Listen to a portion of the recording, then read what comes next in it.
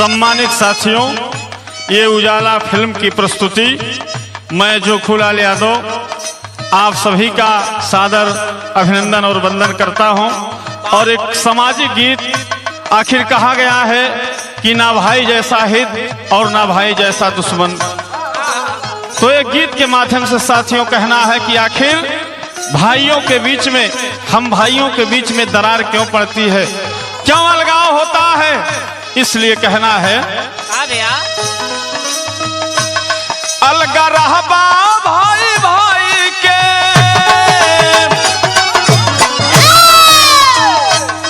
अलगा रहबा भाई भाई के जब प्यार बांट के, अलगा रहबा भाई भाई के जब प्यार बांट के, आखिर पैबा का तू घरवा दुआर बांट के, आखिर पैबा का तू घरवा दुआर बांट के,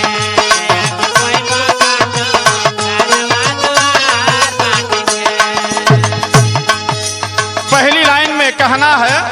भैया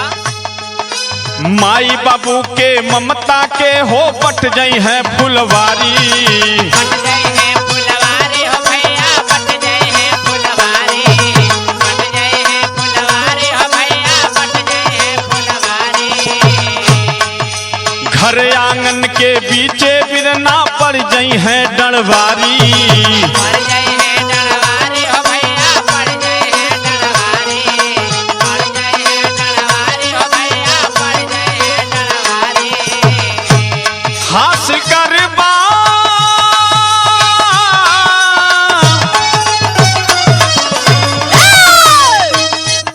हासिल करबा का कुआना के,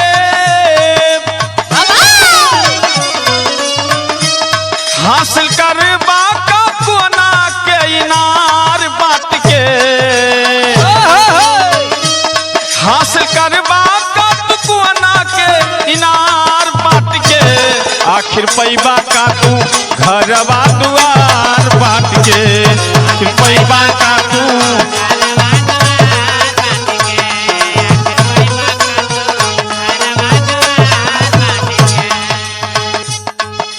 दिल में दरार पड़ जाई भाई के टूटी नाता,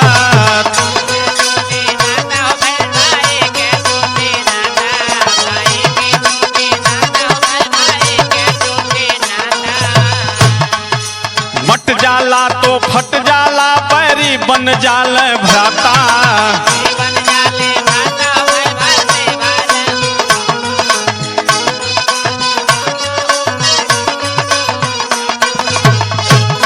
खुश कितना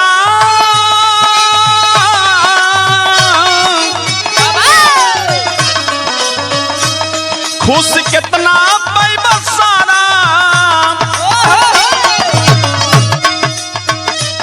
खुश कितना पैबा सारा रिश्तेदार बांट के, खुश कितना पैबा सारा रिश्तेदार बांट के, आखिर पैबा का तू घरवा दुआर बांट के, आखिर पैबा का तू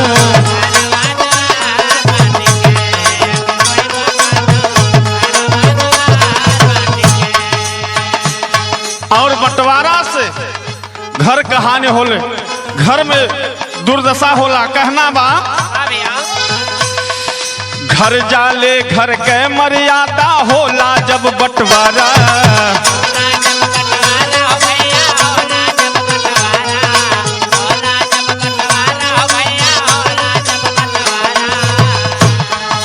बिगड़ल बात बने ना जग में के हुए के दोबारा,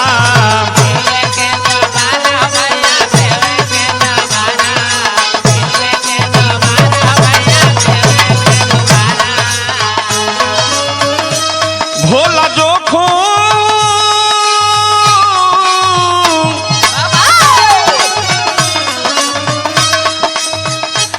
भोला जोखो खुशी घर के ना,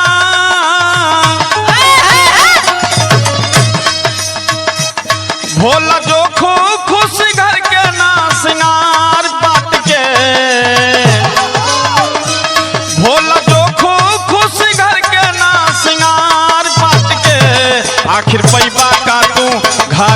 दुआर बाट के